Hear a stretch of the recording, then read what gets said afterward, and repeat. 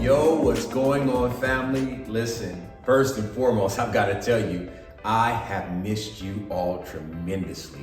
There has been a void and an emptiness in my heart being away from you all, but I've got to let you know, there has not been a moment, a day, a night, an evening where you all have not been in my heart, where you all have not been in my prayers. I miss you all tremendously, and my wife and I and my children, we are all grateful for this opportunity and this time of rest.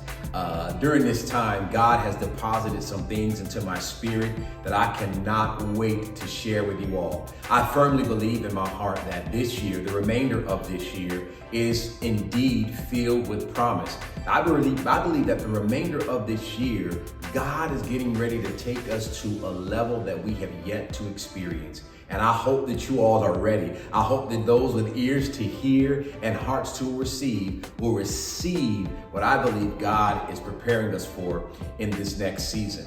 Now, I do have a few announcements in preparation for July, because I believe that July is going to be our launch pad into our next and our best. Now, for the remainder of July, I've got something in store for you.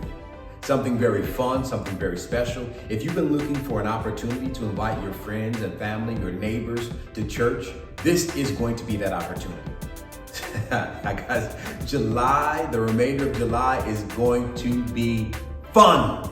We're going to have fun for the remainder of July. The last 4 Sundays in July are going to be filled with fun, because I am going to be doing a series, one of my favorite series, entitled At the Movies. This is where I take clips of very popular movies and reveal the gospel in it. And you listen, it's fun. The kids love it. Adults love it. We'll have popcorn. And then at the end of every single service, guess what? We're going to have something special for you. I can't tell you what it is. You've got to show up. So if you've been wondering when the best opportunity to invite your family and friends, July is that month. We're going to play movie clips. We're going to have a great time. It's going to be incredible. Now, here's the downside to that. Because of licensing and marketing, we will not be able to stream those services. So the only way to benefit and enjoy this service is to be in the service if you are able. That does not mean that our Mosaic Global campus will be closed. Mosaic Global will be open, but we'll be showing and streaming some throwback sermons from years in the past. So definitely you can still tune into our Mosaic Global campus or join us in service for our At the Movies series. Those are the announcements that I have for now. I cannot wait to see you. I cannot wait to hug your neck. I just cannot wait to be in your presence, in God's presence together. I love you all with every fiber of my being and every chamber of my heart. Until we gather again soon, make somebody's life better. Because guess what? That's why you exist. I love you. God bless you. God keep you. May heaven smile upon you. Talk to you soon. Well, praise the Lord, everybody. Listen, we're about to go into a time of praise and worship. And as we proclaim to you every week, it is okay for you to get up, turn your laptop all the way up to max, turn your phone up, turn your television up. Let's go ahead and give God a high praise. How many of you know that God has not given us the spirit of fear, but of power and of love and of a sound mind? And from that place, we can open our mouths and give God a high praise. Come on, look at your neighbor, your spouse, look at your computer and say, I have no reason to fear. Come on, let's give God a praise. Hey! Come on, put your hands together with me. Come on, let's celebrate. Hey! Listen. Who has the final say? Jehovah has. Come on. The final say. Oh, who has the final say? Jehovah.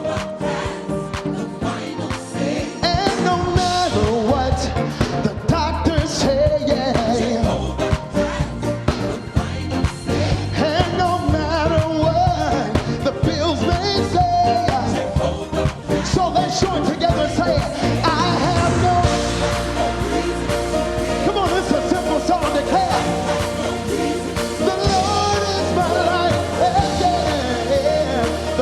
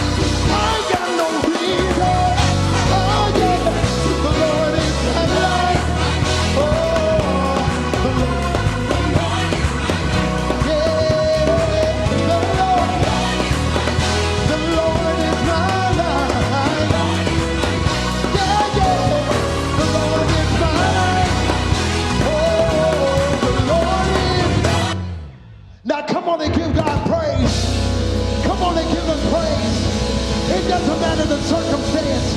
It doesn't matter the situation. Come on, if God is your everything, if God is your everything, I tell you to open up your mouth and say, God, I trust you.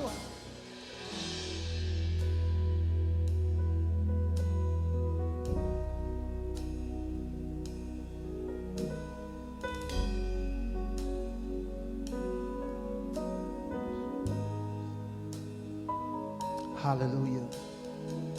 Father, we proclaim that you are the way maker. God, you are the promise keeper. God, you are a lamp to our feet. And God, you're a light into our path. That's why we have no reason to fear, God, because all of our confidence is in you. God, we stake our claim in you, that you are our solid rock, our firm foundation, our cornerstone, God. So we glorify you. Hey, way make, miracle work, promise keeper, light in the darkness, my God, that is who you are. Hey, way make, miracle worker, promise keeper, light in the darkness, my God, that is who you are. So we've already put those words out. Now can you just lift up your hands and just begin to surrender every situation, every circumstance over to the Lord? Come on, it doesn't matter what the issue is. Just already know that it's already been submitted to heaven. And I'm telling you, the God that sits on the throne holds your entire world in the palm of his hand. So even now as you worship, even now as you begin to release praises out of your mouth, he's already the author and the finisher of your faith. He's already that he who is perfecting those things that concern you, that concern your family, that concern your finances, your health, wherever you are. Just begin to worship the Lord. Begin to give him the praises. Hey, so we cry, way maker, miracle worker, promise keeper, light in the darkness, my God, that is who you are. Come on, release your faith. Oh, way maker, miracle worker, promise keeper, light in the darkness, my God, that is who you are. You are here, moving in our midst, so I worship you. I worship you. You are here, working in this place, so I worship you. Yeah, I worship you. Come on, let's cry out to him. Waymaker, waymaker, miracle worker, promise keeper, light in the darkness, my God, that is who you are. Yeah. Waymaker, miracle worker, promise keeper, light in the darkness, my God, that is who you are. Come on, lift him up with us. Hey, say, waymaker, miracle worker, promise keep, light in the darkness, my God, that is who you are. Yeah, waymaker, miracle worker, promise keeper, light in the darkness, my God, that is who you are. Come on, one more time and we'll be through. Hey, waymaker, miracle worker, promise keeper, light in the darkness, my God,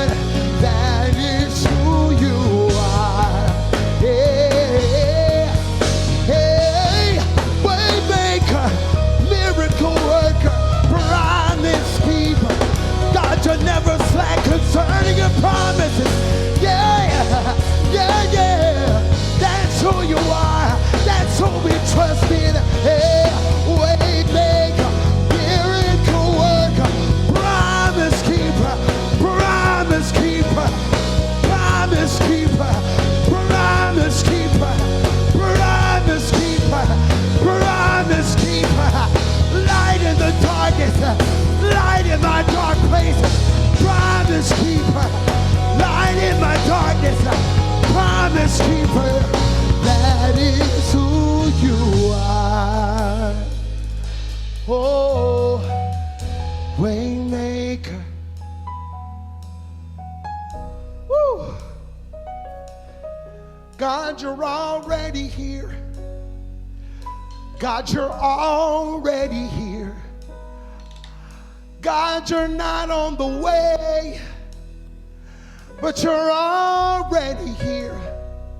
And God, when you show up, you bring yourself, God. In you there's provision. In you there's protection, God. So we cry, Waymaker, miracle worker, promise keeper, light in the darkness, my God, that is who you are. Quit living as if the purpose of life is to arrive safely at death. Run to the roar. Go after a dream that is destined to fail without divine intervention. Stop pointing out problems. Become part of the solution. Stop repeating the past and start creating the future. Face your fears. Fight for your dream. Grab opportunity by the mane and don't let go. Live like today is the first day and last day of your life. Burn sinful bridges and blaze new trails. Live for the applause of nail-scarred hands. Don't let what's wrong with you keep you from worshiping what's right with God. Dare to fail. Dare to be different. Quit holding out. Quit holding back. Quit running away. Chase the lion.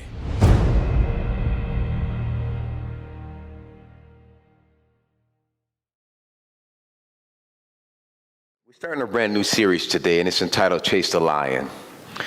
And it's interesting. If you follow me on social media, recently my family and I took a vacation. We went on a fall break, and that was the book that I was reading. It's by an author and pastor and author, Mark Batterson, up in Washington, D.C. Phenomenal man of God, whom I really, really respect. I love what he's done. He's one of the first churches to meet in an actual movie theater. I mean, just really changed the game. He wrote a book prior to this one called In a Pit with a Lion on a Snowy Day. And my wife and I have the audio book, and so as we take road trips, we listen to it every now and again. That same message is so good. It's a great book. If you have time, I advise you to read it. The follow-up to that book is this book called Chase the Lion. And it's really about, watch this, it's really about one main character, a guy by the name of Benaiah. Now let me tell you a little bit about Benaiah. Benaiah was one of David's soldiers, who eventually became like the leader, the chief, if I can use a better term, he was like the general or the general of generals in Solomon's army. Now Benaiah, if you know anything about David had this mighty group of warriors. I mean, like hardcore warriors. I'm talking about he had guys that defeated 300 people and so by themselves. He had guys that defeated giants. I mean, he had some true hardcore guys. And there were 3 of them that a lot of you may know of, but Benaiah was not one of the 3. He was a part of another special unit that we'll read about a little bit later on. But he's a part of another special unit he wasn't part of the main 3, but he got more notoriety and more popularity and was more successful, the Bible says, than those 3. If you read the Bible, it says that he wasn't the main 3, but the feats that he did, the stuff that he accomplished. Matter of fact, he was not only a great warrior, the Bible tells us he was kind of handsome. He was good looking, so much so that the Queen of Sheba, when they came and she was in her chariot, she laid eyes upon Benaiah, and her first thought was that he was King David. He was just a good looking and strong and beautiful man, but he wasn't. He wasn't King David. And so Benaiah, this amazing man, if you read, there's not a whole bunch of stuff to find out about him. What you find out is in 2 Samuel chapter 23, verse 20, it says that Benaiah, he's the son of a priest. His father was a pastor. So he's a PK, if you will, all right? He was a son of a priest, and he's known for 2 major things. The first thing that he's known for is defeating a giant. Similar to what his own boss, King David, did with Goliath. he defeated a 7-foot-tall giant with one weapon. No rocks, but just had one weapon. That's the first thing you know for him. He's also known for this. This is crazy. This is what the book is all about, Chase the Lion. He's also known for literally chasing a lion. And I didn't say pussycat. I said a lion. Oh, a man-eater. Oh, king of the beasts. King of the jungle. Chased a lion into a pit and killed the lion. Yeah, I pause like that too. Like, that's crazy. Why? What's purpose? Were you going to eat him? Did you need the fur? Why'd you do it? Well, apparently what happened was he was out. This is legend, by the way. He was out and he noticed the tracks of the lion. And his first thought was, I've got to find him and kill him before he kills me. So I need to become the predator going after the predator and turn the predator into the prey. He seeks the lion. This is legend. The lion sees him. They lay eyes on each other. Now the lion is the king of the jungle.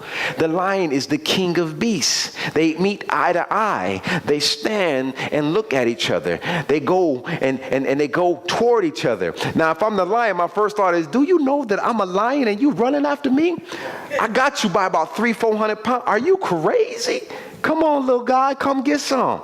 So the lion's running toward him. He's running toward the lion. He pushes the lion into a pit, which is a well, if I may say that. It was a well, an empty, dried out well. They fall into the pit. Now, once again, I'm the lion.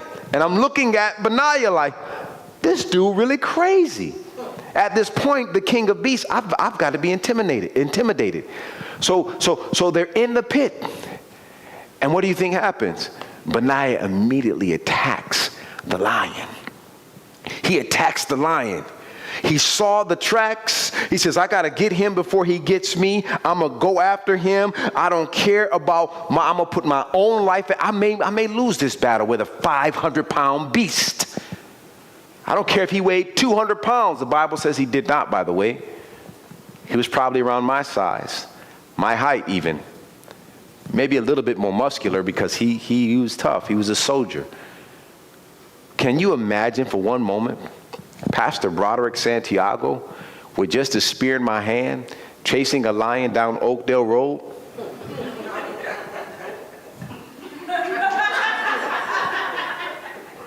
Absolutely. Thank you, Sam.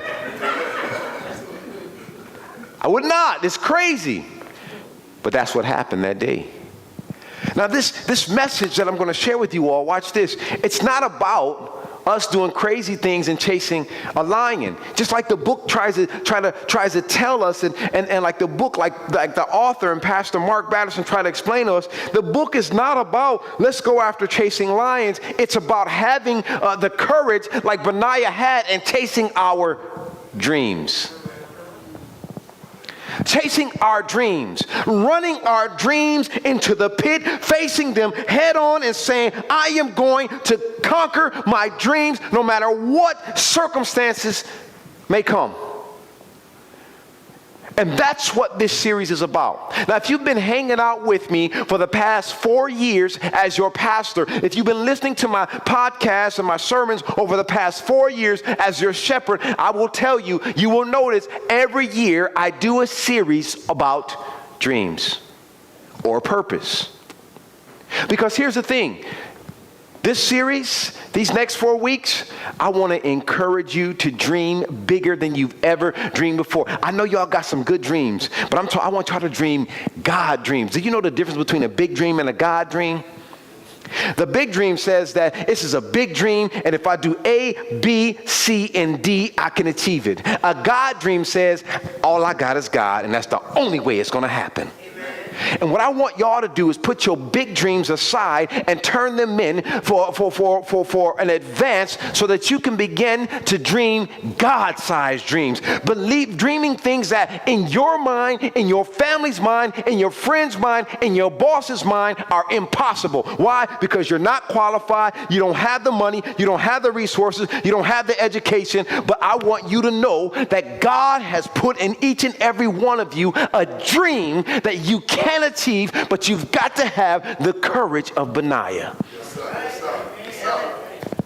And so today, I want to talk to you all about, I want to kind of lift a burden. I want to kind of break down a wall. I want to kind of get you pointed in the right direction to pursuing your dreams. May I do that today, y'all? Stick with me. I promise. I promise it's going to be exciting. I promise you're going to get something. I promise you're going to leave this place feeling totally different than when you came in. The message today is entitled, Fear is Not a Factor. Now, I don't know about you, but I like reality TV. A little bit. And I'm not talking about reality TV like Real Housewives of whatever city they're in this week. I'm talking about reality, and I'm not talking about Jerry Springer or Maury Povich, the baby's not yours and all of this. No. I'm not talking about that reality TV. I'm talking about reality TV like American Gladiators. Yeah. I'm talking about reality series like Survivor. Yeah. I'm talking about reality series like Fear Factor. Now, I don't know about you, but that was a great show. I love that show. How many of y'all used to sit there and say, I wouldn't do that? Or how many of you say, I would do it? But you know what the prize was for people to do? Okay, some people didn't raise their hand. Let me explain what Fear Factor was. Fear Factor was this show, basically where three contestants competed, right? The main prize in the end was $50,000. In this economy, that's not a lot of bread. Okay, once the government take theirs, it's about $25,000. Okay, and then you already done spent that. I mean, you done spent that 3 times over, right? So it's not a lot of money. But here's what was going on. 3 contestants compete, and each round somebody was eliminated, and you had to do daring things, okay? Sometime it would start off with eating weird stuff. It was physical, and it was a psychological thing. Oh man, it was so good. Why did that show end? That was a good show. Anyway, so I'm gonna be nasty, because the show was kind of nasty. But like, you would have to eat stuff like bull testicles. Now, in certain places, that's a delicacy. But on Fear Factor, it's a delicacy when it's cooked. You understand? Fear Factor, you eating them raw, okay? And you had to eat testicles or eat meat with maggots on it, huh? Well, eyeballs. Come on. He with me. You were a fan of Fear Factor, right? And then if you made it past the eating crazy stuff round, then you had to do like a physical challenge. So one of the things I saw, man, it was crazy, where you went into, they had these people go into you were on a wheel. Right, they laid you on the wheel and you spin around, and wherever it landed, you had to do that thing. Okay, some of the things they had to do, like one was like if you landed on it, you get your hair cut bald. And for guys, you're like, whatever, But for a lady who has beautiful locks, ooh, that's rough. All right? Oh, my lock. I just got my hair did for the show because I knew I was going to be on national TV. I mean, I know it's going to be toe up in the end, but at least I'm going to start off pretty. Okay? And so to have her locks cut is a major deal. Another one was like if you ended up, you had to go into a gas chamber and they threw cans of tear gas in there for you, and you had to stay in there for a certain amount of time. You couldn't come out. It was a container. And I was like, ooh, man, for $50,000, I'm not going to risk my life. I'm not going to risk my life. Hair, okay, hair don't care. I'm losing mine right now anyway. That's why I cut my hair low. So that wouldn't matter to me. The gas chamber, no. Then I saw one, watch this. Okay, and this is my last story. It's just so good. Y'all ever see the one where you had to lay in the pit of snakes? For us, y'all remember? Ooh, wee! And you see them hissing, or the one with the Costa Rican cockroaches? Woo, wee! All right, I'm done. But isn't it amazing that these people risk it all for $50,000? But I guarantee they wouldn't risk that much for their dream. And the thing is, we were excited about that show. I knew I was. I was like, man, but would I go and lay in the pit of snakes for my dream? Would I step out there on faith and eat some Costa Rican cockroaches for my dream? Would I do something crazy like chase a lion into a pit to conquer the dream that God has placed in me? Fear, my brothers, is not a factor. You know why most people don't achieve their dreams? And I've done research and I've searched all over. There's several companies that have done data to prove this. The number one reason out of every company that I research who just does and receives data, the number one reason that people do not achieve their dreams is because fear is a factor. Fear is a factor. You know what? You know why? You know what we fear? I'm gonna give you a few things we fear. This is what we fear. This is why we don't step out there. This is what we fear. We fear failure. Number one thing we fear. We fear failure. And may I offer to you all, nobody in this world has been successful without failure. The Wright brothers invented the planes and all of this stuff. How many of them crashed before it got up in the air? The march that Dr. Martin Luther King, we all get to see the freedom and all this stuff. How many times did the march not work before it actually worked? How many times did they have to press the restart button? How many times did they have us say, hey, we're going to have a rally and only 10 people show up? See, we don't hear that. All we see is the highlight reels. I've spoken with real, live civil rights activists who were there and said, we had meetings in churches and nobody showed up. We had to change our strategy in order for that dream to become a reality. How many times did Michael Jordan have to shoot free throws before he could master becoming one of the best NBA players of all time? I don't care if you argue with me, that's the truth. He was actually cut from his high school basketball team. Freshman. Thank you, sir. Look at that. Somebody knows basketball. How many times did Muhammad Ali have to take a hit to the head before he realized I got to do something else? We've all started things and failed. Failure is part of success. You can't separate the two. You have to try, and try again. One of the things we fear is failure. The second thing we fear is judgment. You know, like I know, that dream you have, you are not qualified for. You know, like I know, you don't even know the first step in achieving it. And you're afraid to step out there and look silly in front of everybody else, because if this thing fail, you don't want to hear that person say, I told you so. Can I preach for a little while? We fear failure. We fear judgment. Guess what else we fear? That's going to trip y'all out. We actually fear success. We actually fear this one thing working and it's successful, and it's like, okay, that worked, but now I've got to live up to the hype. I don't think that I have the muster to do that. I fear this thing actually working out. Can I have a pastoral confession, please? I've said this before, and if you're new here, don't judge me too harsh. But when this church started, we started out of a situation that happened where one church closed, and we called God and asked God what we should do, and God said start a church. And there was a part of me saying, okay, maybe after a year this thing will fizzle. Because if, God forbid, this is successful, I totally don't feel qualified right now. Yes, I went to seminary, but that was only because I wanted to learn something. I didn't want to be a pastor. I didn't want to be a preacher. I want to just learn. I want to expand my capacity and learn more about our faith. So early stages, not Mosaic Church. When we decided to become Mosaic Church, I was all the way in. But while we were still the other church, part of me was like, man, hopefully this doesn't work, so then I can just go like everybody else went. And it wasn't because, watch this, it wasn't because I didn't want it to succeed. It was because I was afraid it would succeed and I wouldn't live up to the hype. And some of y'all got these dreams and you know, like, oh man, if I step out and do this, this is going to change the world. I've got a best-selling novel in me, but man, you know why so many artists only have one hit? You know why? They can't live up to the hype of the hit number 2. They can't. And you know what happens? They come out with that second hit. That first hit was so dope. It was the jam. It's still your jam. It's going to be your mama and them jam. It's the jam of all jams. And listen, it wasn't their best work. but it was your jam. And they're saying, wow. So they put way too many creative elements in it, and they release it saying, this is the one. This is better than that first jam. And they release it, and it's a flop.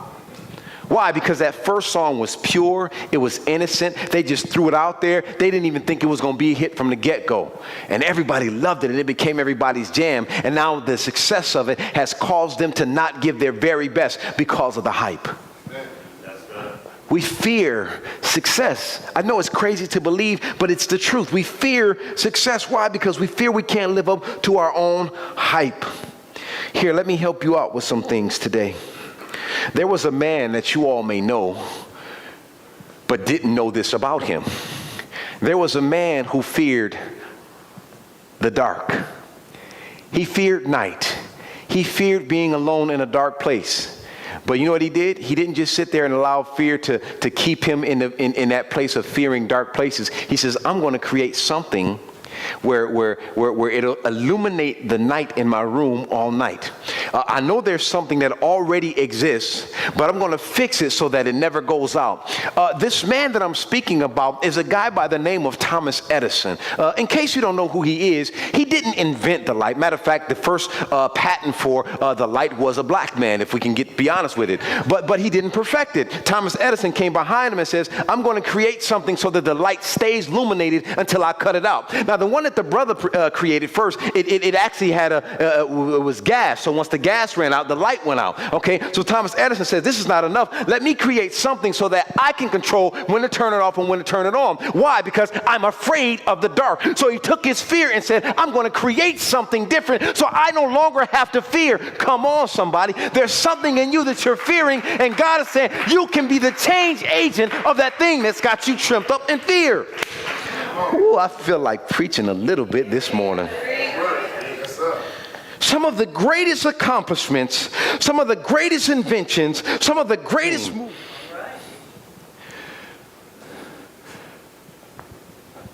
Steve Jobs was out before Windows came out. He was out before there was a Bill Gates and all of them.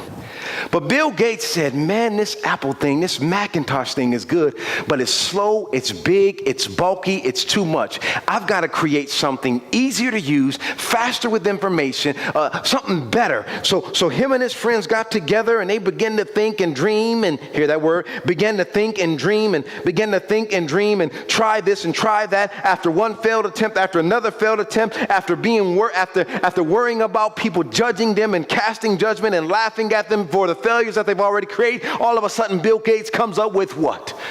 Windows. And it was incredible. Had Steve Jobs like, whoa. Where these guys come from? Dropouts, mind you. Coming up with this masterpiece that I mentioned that Bill Gates dropped out. Y'all didn't know that he didn't finish college. Yeah, in case y'all didn't know that. So don't think that you need an education to change the world with your idea, with your dream. Don't think that you need a whole lot of money. He didn't have that. He didn't come from wealth. He had a dream. And friends who had a similar dream. Friends who believed the same dream. And they got together and they took this thing by storm. By storm. Had Steve Jobs in there like, whoa, wait a minute. This is all too fast. Okay. I need you, and you. Y'all a whole bunch of smart people. What can we do to defeat this? And you know what they did? They looked at the flaws and fixed the flaws and made it better. Now MacBook Pro is one of the top selling things. Now, of course, there's still this battle back and forth. But my whole point is started with a dream. He dreamed of a faster and better way to use technology. He dreamed of it. He dreamt of it. And you, my brothers and sisters, have a dream that will change the world, that will change and shift your community, that will change and shift. Watch this. Your dream could be something as small as raising a good Bible-fearing family.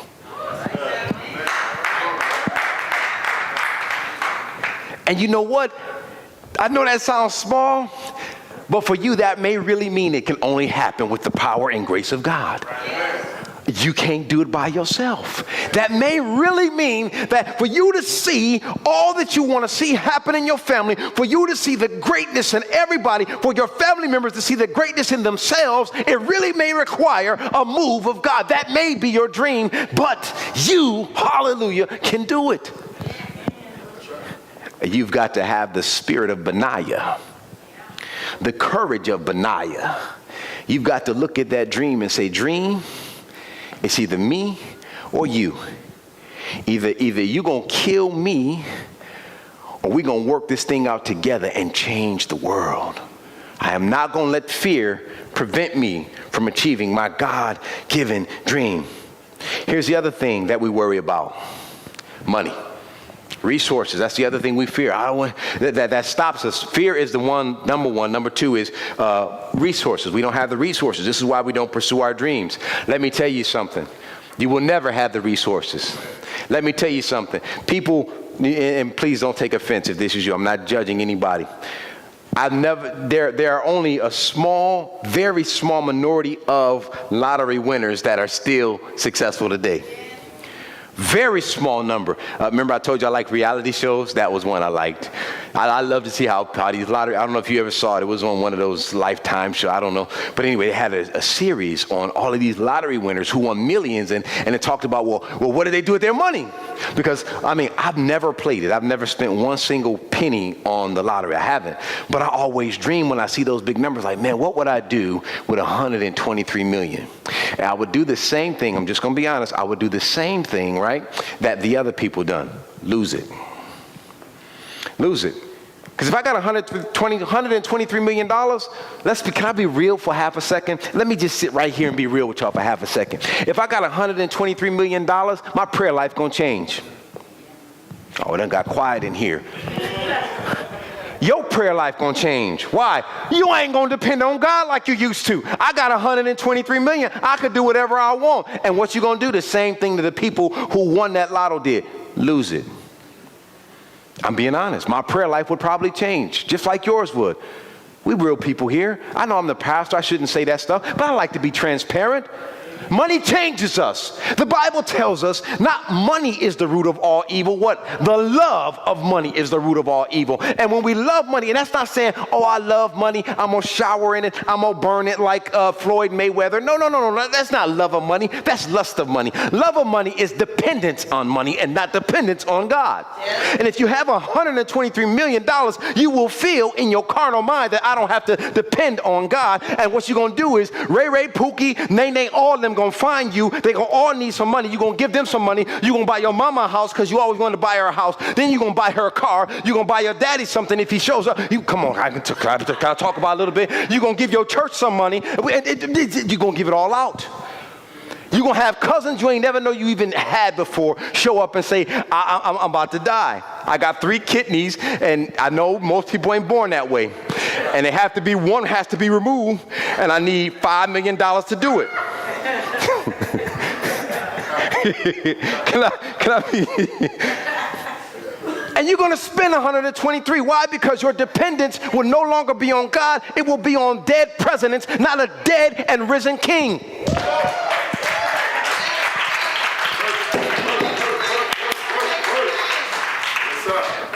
May I give you some dream nuggets for dream chasers? Where are the dream chasers at? Where are my dream chasers at? I got some dream nuggets for you. Here's the first dream nugget I want to give you. You ready for this? One thing you need to know. Don't be ruled by fear, but ruled by the power of God. If money is your issue, I want to tell you something right now. Watch this. If money is your issue, can I say this again? If money is your issue, watch this. Provision follows purpose. If money is your issue, get your purpose in line. Provision follows purpose. Start pursuing your dream. Start stepping out there and doing what God has purposed in you to do. Start walking out there with your chest up. Start chasing your dream and watch the money be right behind you saying, hold on, let me catch up with you. You no longer have to chase money because you're a dream chaser. You're chasing dreams and the money is chasing you, dream chaser. Can I tell y'all something? Didn't I say earlier I didn't want to do this? Didn't I say earlier that a part of me wished that this thing would fail? Didn't I say earlier that I just wish that maybe this thing won't work out because I was afraid of the success? So I stepped out there and started pursuing God's dream, because Broderick's dream was never the pastor. Broderick wanted to be an international musician, which I was, by the way. I composed for Emmy Award-winning movies and Broadway shows. I still receive a check from both. I'm not bragging, just telling you about my God. So anyway, I didn't want to do this preaching thing. I wanted to continue with my music thing. But once I stepped out there and said, this is the dream God has for me, sat my wife down and says, honey, life is going to be a little bit different. We may be in a poorhouse for a while, but this is God's dream. Let's just go and see what happens. The minute I started doing like this, hello, sir, I wanted to give you a check for $500 just because you're doing what God said you're doing. What's in the mailbox today? $1,000 just for doing what you're saying God is saying you to do. Let me tell you something. I don't take a salary from this church. God takes care of me. I'm telling you the truth right now. I don't work a full-time job. God takes care of me. Unexpected blessings. Why? Because I am living out the vision of God. And as I'm living out the vision of God, provision is right on me like, here, let me give you something. Come on. Come on. You step out there and begin to fulfill your dream, watch provision catch up with you. You've been running like this and provision like, hold up, hold up. Why? Because you're not chasing provision, you chasing the dream. And Benaiah looked in that lion's face. He says, I'm going to chase you, lion. I'm going to chase you. I'm not worried about fear. I got you. I know I'm going to kill you. I know I'm going to defeat you. I know that I'll be victorious. This is why I chase you. And you need to be the same way. I know I'll fulfill my dreams. I know if I chase it with passion and determination, God has me. Whoa! Provision follows purpose and passion.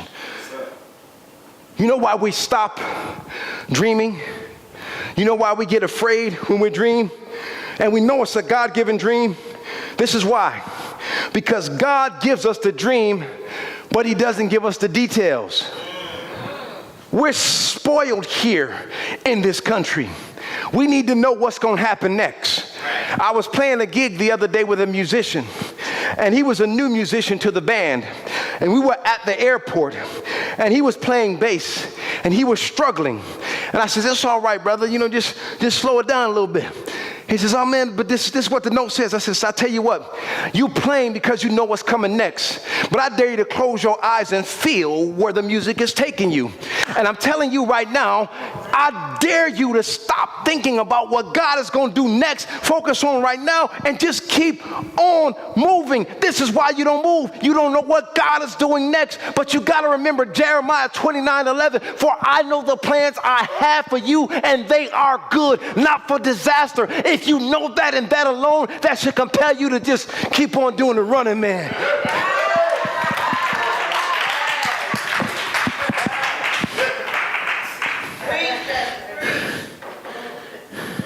Second nugget I want to give my dream chasers, a dream nugget for dream chasers.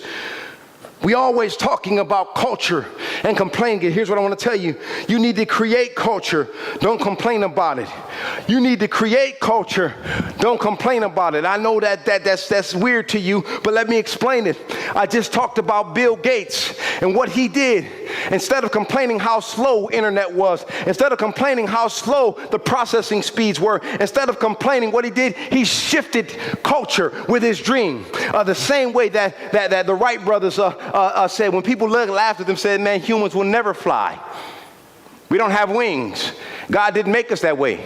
He thought outside the box. He says, well, I didn't say I was going to put wings on us. I'll put us in a situation where we're in something that has wings and we can fly. Y'all got to catch the difference. And I'm saying to you right now, instead of complaining about the stuff you see, instead of complaining about not having this or not having that, you need to be creative enough to do it.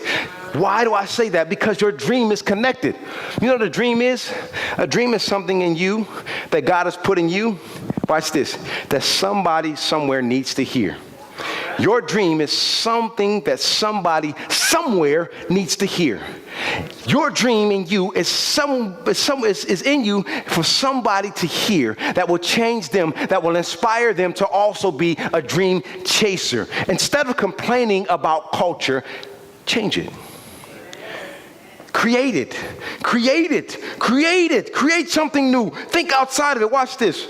Too often, the church complains about culture instead of creating it. The energy we spend on criticism is being stolen from creativity. It's sideways energy, y'all. It's sideways energy. We need fewer commentators and more innovators. Y'all might want to tweet that. Fewer commentators and more innovators. The innovators are those we call dream chasers. Dream chasers. All right. Let me move to the next point. Y'all done got quiet on me. The third thing you need to do is pursue with relentless determination and reckless abandon. Pursue with relentless determination and reckless abandon. It done got quiet, so let me explain what that means. Benaiah was relentless in making sure that at the end of this battle between him and a 500-pound beast that he would win. He was determined. I am determined to win. Matter of fact, the only way this is going to end is with me over this lion. I'm determined. I'm relentless. I'm going to do it. Not only did he say that, he says, matter of fact, I see these paws. He's somewhere around here. Let me find him. He did it with reckless abandon. He didn't think about his life. He didn't think about what would happen. He already had the determination to kill the lion. So I'm going to put my life on the line and go after a 500-pound beast, judging upon the size of the paws. And then when I encounter him, I'm gonna try to kill him. Now, can I share something with y'all? Benaiah didn't have a strategy. The Bible tells us that he encountered the lion. Well, legend says he encountered the lion. The lion charged after him. It just so happened to be a well. His strategy wasn't, I'm going to find the lion, then I'm going to have him chase me to the well, then I'm going to push him in there, then I'm going to jump down there and kill him. That wasn't his strategy. His strategy was, I'm going to use whatever's around me to defeat this lion, to win. I'm going to, whatever it takes. He didn't know that he would have the access to a well to fall in there. Watch this. Here's a crazy thing. He didn't know what would happen once he got in the well. If anything, Broderick, Maurice, Santiago, I'm thinking, that's me, by the way. I'm thinking like, if I fall in this pit with this lion, he got me by about 300-400 pounds. Chances are I'm going to lose. All he has to do is lunge upon me. If I miss, he got me. One mistake, he got me. I'm stuck in this pit. There's no way out. My first thought is retreat, run for my life, because I know this lion will get me. But no, not Benaiah. He looks at that lion and says, come on. Oh, there's a pit. Yeah, come on. I'm going to push you in the pit. He gets in there with the pit. No strategy. He just, as soon as he gets in there, probably, I imagine Benaiah, because he went with reckless abandon, I imagine them falling, and Benaiah like, And when by the time they land, he finished them.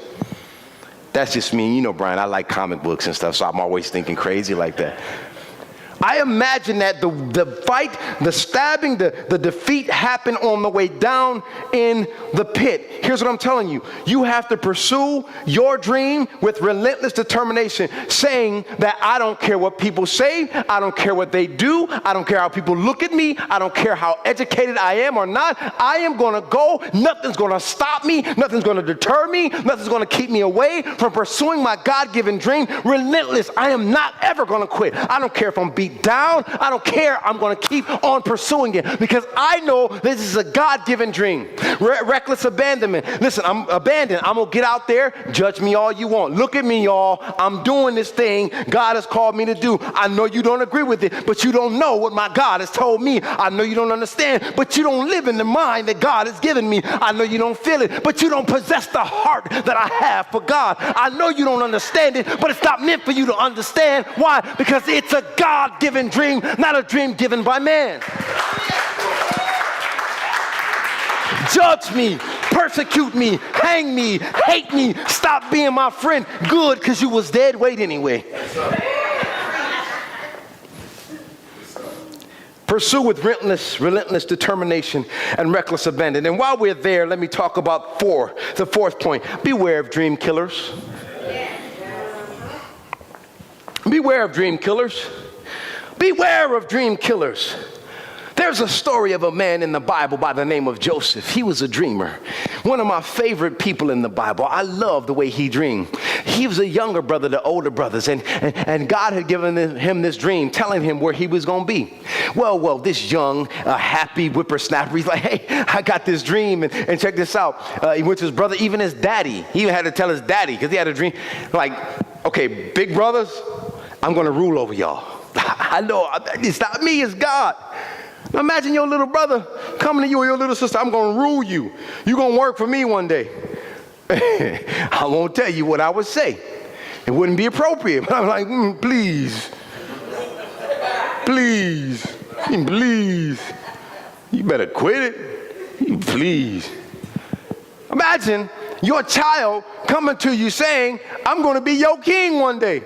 I just look at Junior. Now I'm biblical. If Junior said that, I would say, I hope so. I hope that you are my president one day. I hope that you are my pastor one day. I hope that you are indeed my shepherd one day. But before I knew Jesus, I'm like, sit your little butt down, boy. You don't know nothing, ain't been nowhere, can't even pee straight. And here Joseph is having to tell his daddy and his siblings, one day I'm going to rule over you. Oh, they were jealous. They plotted to kill the young boy, and they didn't succeed in that. And then once they tried to kill him because he was a dreamer, and it wasn't his fault because it was what God gave him, and he just wanted to share it because he was overzealous. He went and shared with his brothers. They tried to kill him, but he had one brother who was like, well, let's don't kill him. Let's make it look like we killed him. Let's set up the scene with his jacket, and let's put him in this barrel or whatever, and then just sell him off. So they sold him off into slavery, told daddy, yeah, man, you know what, he got killed by some lions or something. See, what had happened was, one of those situations. So he sold off into slavery, Joseph, just because he has a dream, and he begins to go, and he's a slave, and then they find out that he can interpret dreams, and so somebody that's with a higher ranking official says, hey, there's this guy that can interpret dreams, and I'm kind of paraphrasing it. So let me just explain to you. Let me just break it down like this. His brothers, he told his brothers, I'm going to leave, I'm going to rule over you. That's the dream God gave me. He's sold into slavery. He ends up being friends with the king, but then the king's old lady was like, hey, man, you kind of hot. Let's do the thing, whatever. And he's like, no, I don't want to do the thing because I don't get down like that. And she's like, no, please. Okay, so you don't want to do the thing. One of the most important officials in the land. Why? Because God gave him a dream. Dream killers tried to kill, but he did not stop telling his dreams. He could have been like, oh, I'm not going to ever tell anybody about what the dreams I have ever again. But he says, no, God gave this to me, and I will do it no matter what it costs, no matter what it means, my reputation, my own life, because God has given it to me, I will do it. This man used what God gave him in the form of dreams and became one of the most important officials only under the king. The king, the important, this cat was right under him. And it all started with a dream. Dream killers will tell you you're not qualified. Dream killers will tell you, you sure you want to do that? Dream killers will look you in your face and say, remember that last business you started, what happened? Dream killers may be the closest people you know. Dream killers may sleep in the same bed that you sleep in at night. Dream killers may be in the hallway down the hall. Dream killers may be mama, daddy, cousin. Them dream killers could be some of the closest people you know. Beware of dream killers. Can I fix something? That don't mean dream killers are bad people. If I slayed every dream killer in this church, we wouldn't have a church. I'm not calling people out. But as a visionary of this house, I share some things that seem impossible, that seem unattainable. But see, that's the thing about being a shepherd. God lets me see 5 to 10 years down the road, but you can only see what he has here. This is why he makes me the visionary. This is why he makes me the shepherd. And sometimes when I put those things out, like, I don't think we should do that, Pastor. I don't think we should do that. And it's like, but this is what God is saying. maybe my timing is off, but I know this is where God is leading us. Dream killers ain't always bad people. They just can't see what God has only allowed you to see. Don't brush them off. Watch this. Don't brush them off. Don't judge them. Don't do that. You just keep on moving. You just keep on moving. Now, there's a difference between dream killers and haters. Okay, dream killers are the ones that just tell you, I don't know if that's the right thing. Are you sure? Though they're just skeptics. That's all a dream killer is a skeptic. But the hater is really just trying to tear you down, looking at you like, you ain't pleased, boy. You ain't never done nothing, and you ain't gonna do nothing now. Big difference between a hater and a dream killer. I just want to make that clear, because guess what? You have probably been a dream killer. Unintentional. I've been a dream killer. It's okay. At the end, I get to look back and say, man, but listen, I'm not a bandwagon, though. I'm not a bandwagon person. So I'm being honest with you. If I say, man, I didn't think that would work, and then all of a sudden it worked, I just say, man, I'll be honest, I didn't think that was going to work, but I'm glad you kept on pressing. Amen. I'm not going to be like, man, I told you the whole time. Quick story, then I'm done. I remember getting my license in upstate New York. Never forget this. It's a funny story to me. Hopefully y'all laugh too. And in New York, you don't drive with cones. We don't take the road test with cones. You on the street with real cars. I'm being honest. Ain't no parking lot. No, you on the street in New York. And I was taking my driving test, and I was getting ready to, and I was practicing with my grandfather. God rest his soul. He's in heaven now, and strong Spanish accent. And so I'm practicing, and it's a big deal to parallel park in New York. If you can't parallel park, you will automatically fail in New York. I'm just being honest. You hit that curb, you just fail. And so I'm practicing, and I'm nervous because I'm in the car with my grandfather, and so I'm trying to get it in, and bam, I hit the curb. And this is just an hour before I have to take the road test. So finally, we go, and he says, well, son, I tell you something. Maybe you're not getting this time, you're getting next time. Maybe you're not getting this time, you're getting next time. I said, well, I think I can do it. He said, it's okay. You're doing good, but, you got to try. You can't hit the curve. It's okay. You do it next time. So we go, get to the place. I take the test, and I'm getting up there, and it's time to parallel park. And my grandfather, he sees somebody he knows out there, by the way, and they're talking, whatever. He says, yeah, I'm bringing my grandson to take his road test. So we get there, I do the road test, I pass. I get there, I pull up to my grandfather, I get out the car. He said, well, he said, oh, it's okay. And I says, no, I passed. He said, I told you you're going to do it. I told you you can do it. That's a true story, I swear. He tells his friend, hey, my grandson, I told you he's going to do it. He's going to do it. He do it. I told you. Bandwagon, man. Listen. Final thing, resist the urge to bow out, no matter what it looks like, no matter how hard it gets, no matter how painful it gets, no matter how much stress it causes you, no matter how much money it costs you, no matter how much time it costs you. Resist the urge to bow out. Do not bow out. Norman Cousins says this, and our worship team can come. Norman Cousins says this: the tragedy of life is not death, but it's what we let die inside of us while we yet live. I'll say that again. You might want to write that down. That's good. The tragedy of life is not death, but yet what we let die inside of us while we yet live. As long as you're breathing air, inhale, exhale, you still can pursue your dream. Whatever that is you had on your heart to do, do it. Psalms 34:4 says this: I prayed to the Lord and he answered me. He freed me from all of my fears. Fear is not a factor for a dream chaser. Psalms 56:3-4 says this: but when I am afraid, I will put my trust in you. I praise you, God, for what he has promised. I've trusted in God, so why should I be afraid? What can mere mortals do to me? Fear is not a factor for dream chasers. And dream chasers realize this: when you understand what your purpose is in life, turbulence doesn't stop you from pursuing it. Our worship team will...